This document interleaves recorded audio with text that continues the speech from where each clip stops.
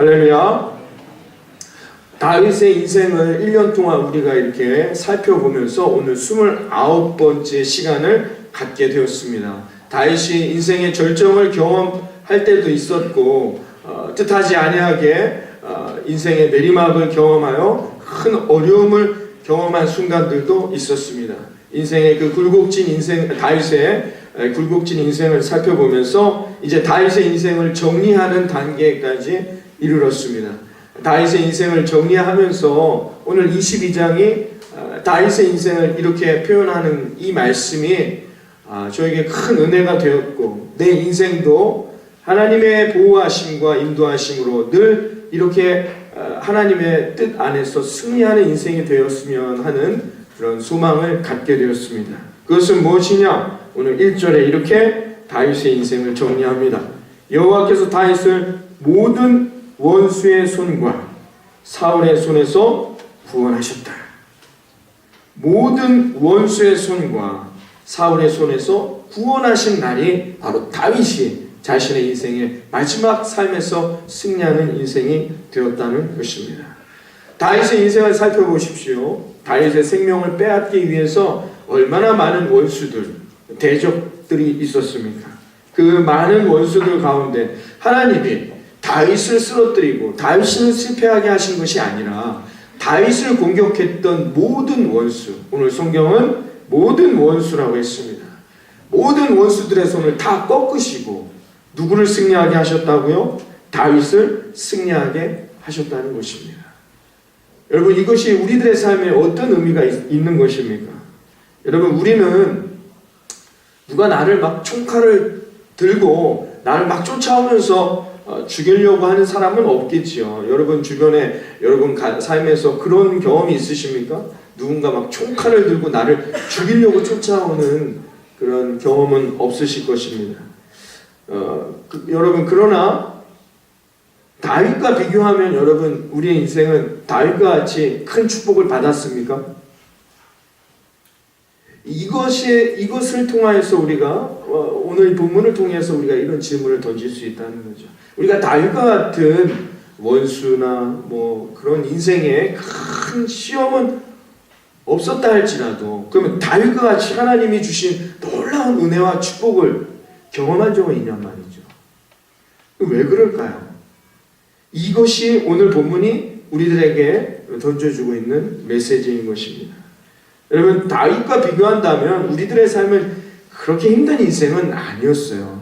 그렇죠? 지금까지 쭉 살펴봤지만 우리가 이런 인생의 경험을 하지는 않고 살아가잖아요. 그런데 이상한 것은 뭐냐?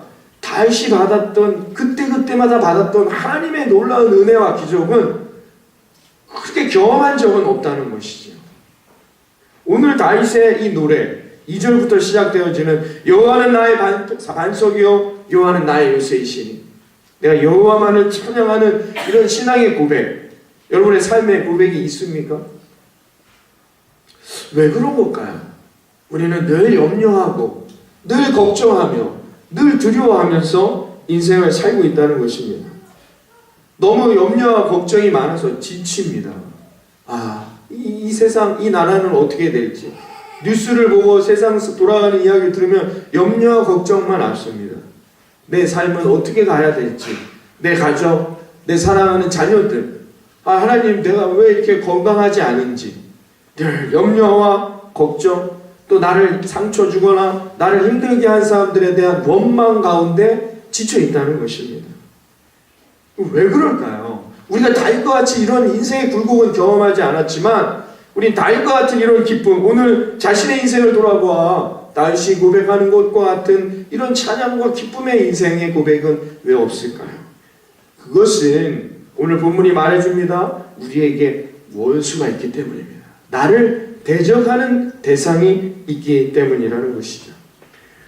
요한복음 10장엔 그것을 도적이라고 표현합니다. 도적, 죽이고 멸망시키려는 자, 나를 죽이고자 하는 자라는 거예요. 나를 넘어뜨리고자 하는 원수가 있다는 것입니다. 베드로전서 5장은 이렇게 말합니다. 원수 마귀는 우는 사자와 같이 두루 다니며 삼킬 대상을 찾느니라. 세상의 나를 향한 원수들, 나를 공격하는 사탄마귀의 권세는 지금도 어떻게 해요? 나를 삼키고자 지금도 나를 쳐다보고 있다는 것입니다. 여러분, 우리 인생의 실질적이고 중요한 문제가 바로 여기 있습니다. 우리가 이것을 놓치고 있어요. 나는 다윗과 같이 이렇게 힘든 인생은 살고 있지 않아.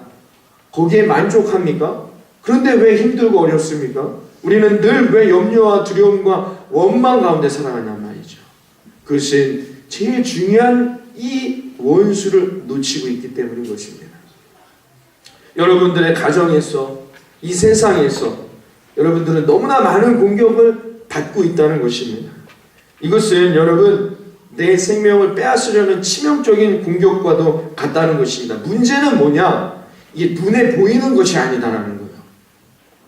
이게 눈에 보이는 것이 아니기 때문에 우리는 내가 공격당하고 있다는 것을 모르고 내 가정이나 학교나 일터에서 그냥 그렇게 살아가고 있다는 거예요. 그러나 우리를 공격하는 원수 마귀는 어떻게 해요? 그렇게 하여서 우리의 영적인 부분을 메마르게 합니다. 감사와 기쁨과 찬양은 사라지게 하고 늘 우리의 삶의 원망과 불평과 두려움을 우리 안에 심겨준다는 것입니다. 그래서 우리는 힘들어하고 고통하는 것이죠. 그러므로 여러분, 오늘 이 다윗의 이야기는 우리에게 너무나 중요한 복음의 이야기가 아닐 수 없다는 것입니다. 오늘 다윗은 말합니다. 모든 원수의 손, 그 안에 사울의 손, 모든 원수들의 손에서 하나님께서 나를 구원하셨도다. 여러분의 삶에 이런 신앙의 고백이 이 11월 한 달 여러분의 삶에 고백되어지시기를 바랍니다. 하나님은 나를 지키시고 이 망망한 대회 가운데, 이 거친 세상 가운데 하나님 또 나를 이 한 달, 이 한 주 지키셨습니다. 이런 신앙의 고백을 통하여 여러분이 세상을 이기는 우리 사랑하는 성도님들이 되시기를 바라겠습니다. 여러분, 우리는 오해하는 부분이 있습니다. 뭐냐? 내가 돈을 많이 벌면 하나님이 나를 축복하셨다고 생각합니다. 그러나 정말 그럴까요? 내가 돈을 많이 벌면은 축복받은 것입니까? 그런데 왜 여러분 여전히 마음에 염려와 근심이 남아있습니까? 진정한 승리자, 진정한 영적 승리자는 평안이 그 안에 있어요. 돈을 많이 벌어서 축복받은 것이 아니라 내가 하나님을 만나고 그 안에서 평안과 기쁨이 있을 때 우리는 승리하게 되는 것이죠. 근데 우리는 착각한다는 것입니다. 자, 여러분, 세상에서 성공하면 저분은 하나님한테 축복을 많이 받았다고 생각합니다. 그렇지 않습니다. 세상에서 성공했는데 더 고민이 많아요. 세상에서 출세했는데 뭐예요? 더 아픔이 많아요. 기쁨은 없습니다. 감사는 없습니다. 과연 그 인생이 승리한 인생일까요? 그렇지 않다는 것입니다. 진정한 승리자는 누구냐? 그 안에 기쁨과 감사가 넘쳐나는 것입니다. 하나님을 생각할 때마다 그의 삶은 늘 기쁨으로, 감격함으로 넘쳐난다는 것입니다. 왜? 하나님 내 안에 계시기 때문인 것이죠. 이것을 깨닫고 사느냐가 중요하다는 것입니다. 영적으로 내가 승리하느냐가 중요한 것이지. 다윗을 보십시오. 우리가 다윗과 같은 인생에 이런 실패를 경험하지는 않았지만 우리가 다윗처럼 승리했다. 내 인생은 하나님이 모든 원수 대적, 원수 마귀의 손에서 나를 승리케 하셨습니다라고 여러분 당당하게 말씀할 수 있냔 말이죠. 요한계시록 2장에 이렇게 우리에게 말씀하고 있습니다. 이기는 자는 내가 하나님의 낙원에 있는 생명나무의 과실을 먹게 하리라. 이기는 자는 그에게 내가 감추었던 만나를 주고 또 흰돌을 줄 것이니 이기는 자는 끝까지 내가 그와 함께하며 그가 만국을 다스리게 할 것이니라. 이기는 자는 내 하나님 성전의 기둥이 되게 하며 이기는 자에게는 내가 내 보좌에 함께 앉게 하리라. 하나님의 약속의 말씀입니다. 그렇습니다. 여러분, 우리는 다윗과 같이 이기는 자가 되시기를 바랍니다. 시작되는 이번 한 주간, 시작되어지는 이번 한 달 가운데 여러분이 세상에 지지 마시고 세상을 이기는 그런 저와 여러분 되어지기를 바라겠습니다. 그러면 하나님께서 반드시 나를 해하고자 하는 그 모든 원수 마귀의 손을 꺾으시고 하나님이 나를 승리케 해주신다는 것입니다. 다윗은 그것을 자신의 인생에서 경험했다는 것이죠.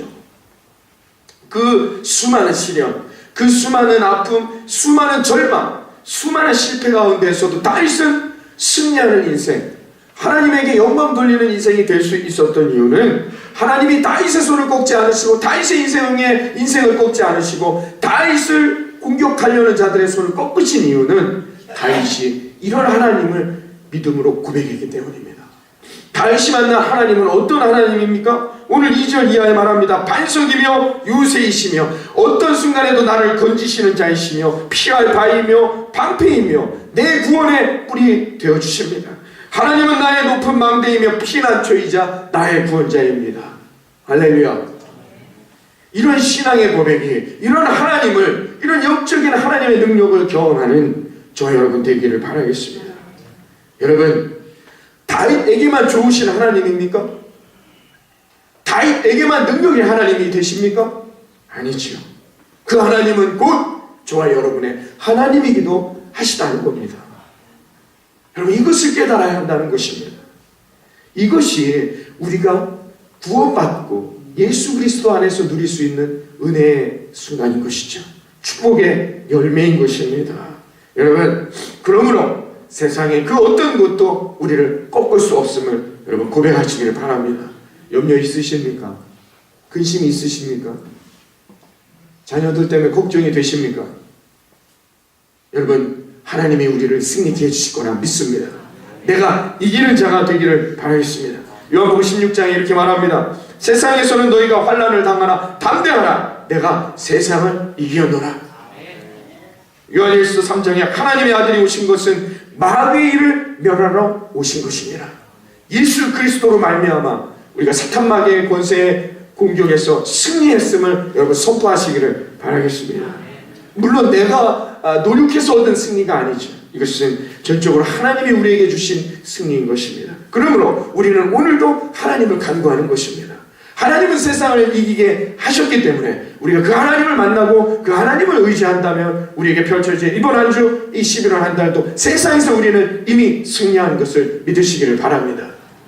이김을 주시는 하나님, 이 하나님을 만나고 이 하나님을 간구하는 것이 그래서 우리에겐 필요하다는 것입니다. 출애굽기에 보면 여러분 출애굽의 역사 여러분 아실 겁니다. 여러분 모세가 40세 때 자기를 의지했습니다. 자기의 능력을 의지하고 어떻게 해서든 애굽을 이겨보려고 했습니다. 그러나 결국 도망자 신세에 불과했어요. 그러나 그의 인생이 80세에 이르렀을 때 그가 어떻게 해요? 하나님이 하라 하시니 그가 그 출애굽의 역사를 인도했다는 것이죠. 그때 어떻게 했습니까? 하나님께 붙들려서 하나님의 지팡이에 손 얹어서 모세는 그 일을 감당했어요. 그래서 약 200만 명의 인구가 출애굽하는 놀라운 역사가 일어났습니다. 여러분, 아무도 다친 사람이 없습니다. 아무도 고통받은 사람이 없이 200만 명이 애굽 땅을 나오게 되었다는 것입니다. 누구의 승리입니까? 누가 주신 승리입니까? 모세의 능력으로? 모세의 실력으로? 아니면 이스라엘 백성들 자신들의 노력으로 얻은 승리입니까? 아니죠. 하나님이 주신 승리임을 믿으시길 바랍니다. 출애굽은 바로 이것을 우리에게 이야기해주고 있는 것입니다. 여러분, 우리가 스스로 열심히 이 10월 달까지 올 한 해를 달려왔습니다. 여러분의 노력으로, 나의 능력으로 여러분 얼마나 변화되었습니까? 여러분의 가정이, 여러분의 삶이, 여러분의 학교와 직장과 일터가 여러분 얼마나 변화되었습니까? 여러분의 갖고 있던 그 못된 습관들, 이기심, 욕심, 남을 향한 원망, 염려와 근심, 두려움 다 사라졌습니까? 여러분들은 얼마나 더 선한 인생으로 변화되었습니까? 아니지요. 내가 해서는 한 발짝도 내 인생이 앞으로 나아갈 수 없어요.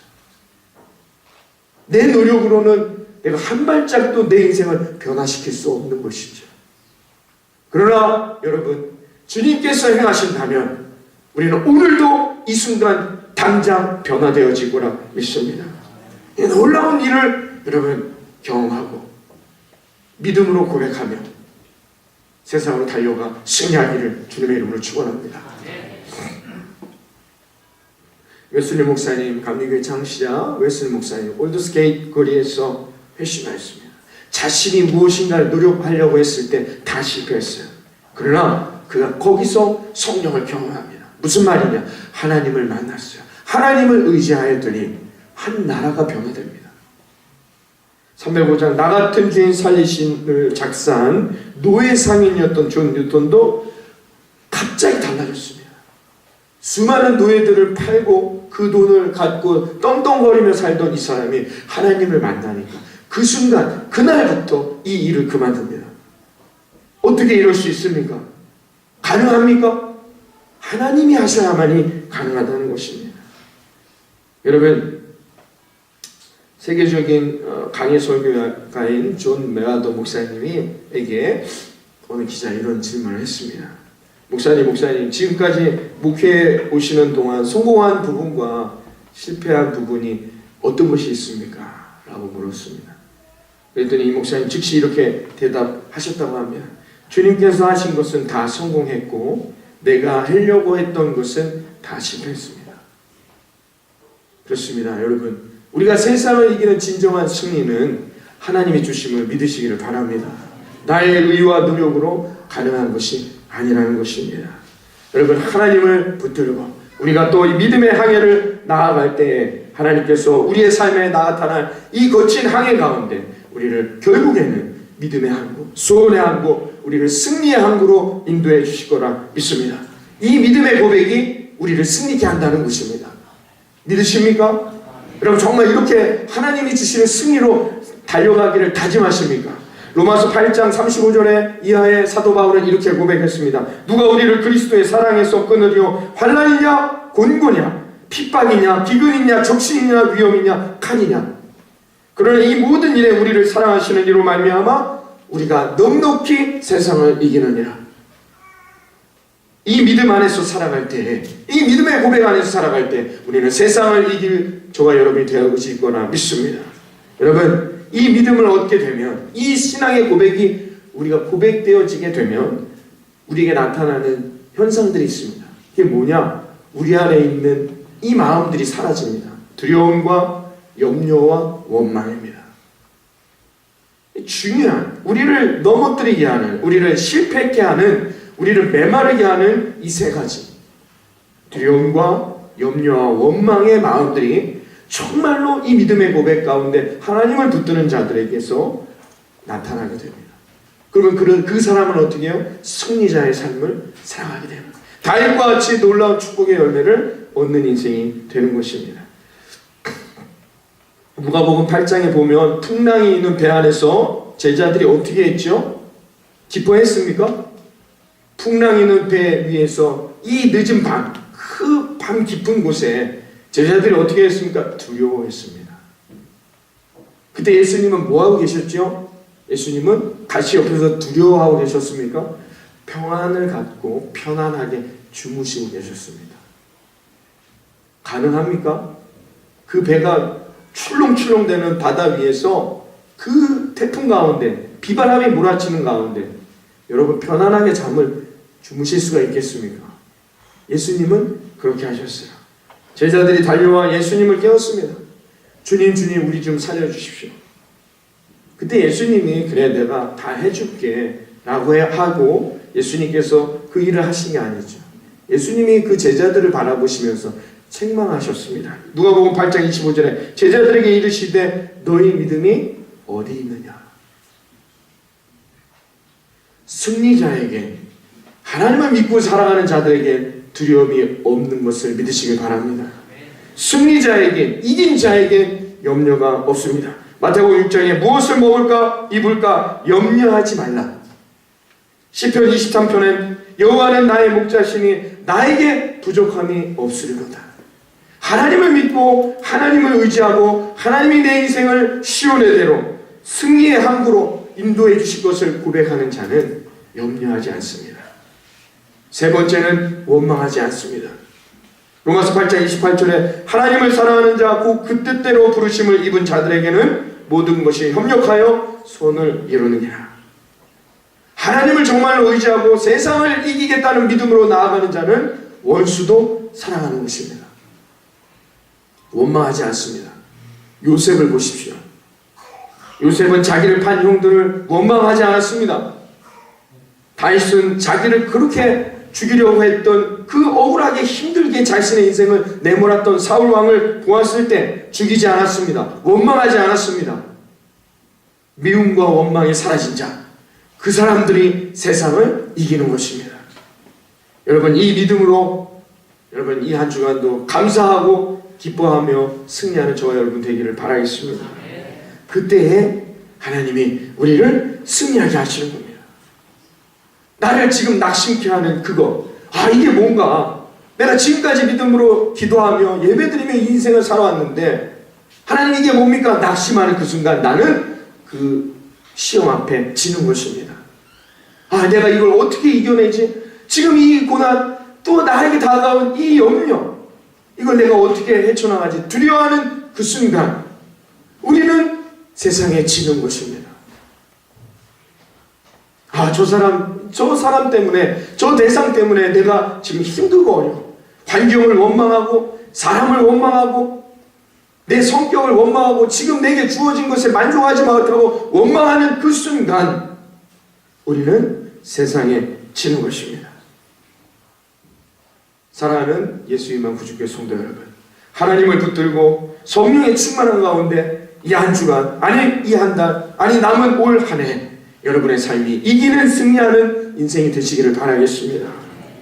그러려면 어떻게 해요? 내 마음에 이 모든 것들이 사라지고 감사와 기쁨, 평안과 행복이 넘쳐나게 되는 것입니다. 느헤미야서 8장에 이렇게 말합니다. 여호와를 기뻐하는 것은 너희의 힘이니라. 여러분, 힘써 하나님을 기뻐하시고 힘써 하나님을 찬양하며 힘써 하나님 앞에 달려나가는 자, 그 사람이 하나님을 만나고 하나님의 은혜를 경험하며 승리하게 되는 것입니다. 우리는 이렇게 기도하죠. 내 인생에 옥토밭 같은 인생을 가게 해달라고.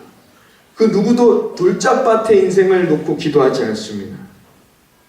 여러분, 그런데요, 영적으로 잘 한번 생각해 보십시오.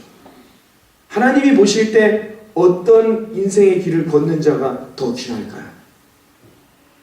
인생에 있어서 여러분, 아무 문제 없이 옥토에 씨를 뿌렸어요.